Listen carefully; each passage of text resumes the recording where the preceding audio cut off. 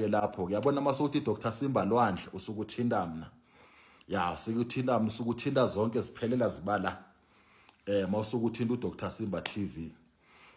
So guys umuntu ongavuma ukuthi ninepower hayi sekuyindaba yakhe bafowethu.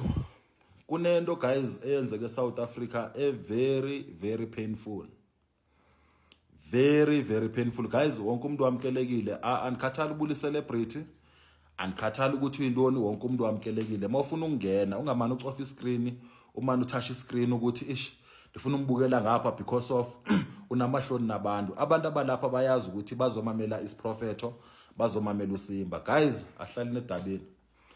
Kunento ebhlungu yenzeke South Africa bafowethu. Dishilo ndathi ndunguSimba akunanto engekuthiwa angeke nikwazi ukuyilawula, akunanto futhi engeke nikwazi ukuthi ningathethi ngayo.